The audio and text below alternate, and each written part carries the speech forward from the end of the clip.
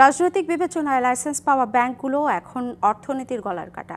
সরকার পতনের পর অনিয়ম জালিয়াতির তথ্য প্রকাশ্যে এলে তাসের ঘরের মতো ধস নামে ব্যাংকগুলোতে। কেন্দ্রীয় ব্যাংক পর্ষদ পুনর্গঠন আর টাকা ছাপিয়ে নগদ সহায়তা দিলেও বাঁচাতে পারছে না ব্যাংকগুলোকে।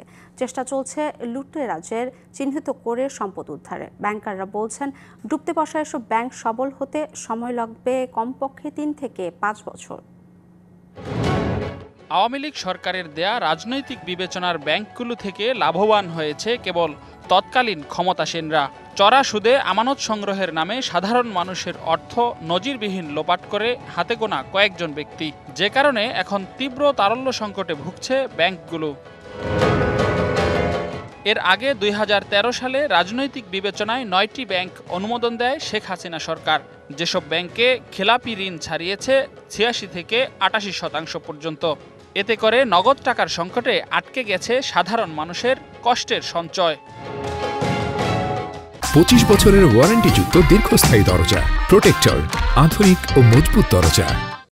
এরই মধ্যে দুর্দশাগ্রস্ত 14টি ব্যাংকের পরিচালনা পর্ষদ ভেঙে দিয়েছে বাংলাদেশ ব্যাংক, যার মধ্যে 6টি বিগত সরকারের রাজনৈতিক বিবেচনায় অনুমোদন পাওয়া।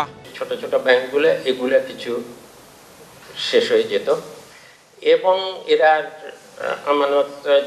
আমানতকারীদের পয়সা ফেরত দিতে পারতো না, কিন্তু এটা সংক্রামক ব্যাধির মতো তখন ছড়িয়ে পড়তো। এটার একটা রোড ম্যাপ আছে বাংলাদেশ ব্যাংকের। এই রোড ম্যাপ অনুযায়ী ব্যাংকিং খাত কি করে আস্তে আস্তে এর নিজের পায়ে দাঁড়াতে পারে। কেন্দ্রীয় ব্যাংক বলছে, কয়েকটি ব্যাংকে ফরেনসিক অডিট চলছে, যা থেকে বোঝা যাবে লুটপাটের আসল চিত্র। তারপরই এসব ব্যাংক নিয়ে নেওয়া যাবে সিদ্ধান্ত। তবে পরিণতি যাই হোক, অগ্রাধিকার পাবে গ্রাহক স্বার্থ। এস আলম গ্রুপ বা তার পরিবারের এত কোটি টাকার অ্যাকাউন্ট ফ্রিজ করা হয়েছে, তাদের শেয়ার জব্দ করা হচ্ছে, এগুলি কিন্তু সব সংস্কার কার্যক্রমের পার্ট। তবে টোটাল ফরেনসিক অডিট শেষ করার পর প্রকৃতি চিত্র পাওয়ার পরেই আমরা আমাদের কোর্স অফ অ্যাকশনটা কিরকম হবে সেটা ঠিক করব। অন্তর্বর্তী সরকার ক্ষমতায় আসার পর ব্যাংকগুলোতে সুশাসনের উদ্যোগ নেওয়া হয়েছে। ব্যাংকটাকে ব্রেক ইভেনে পর্যায়ে পৌঁছানো, প্রফিটের মুখ দেখানো। আমরা গভর্নেন্সের জন্য যত কিছু করা সম্ভব সেটা পরিপালন করার চেষ্টা করছি।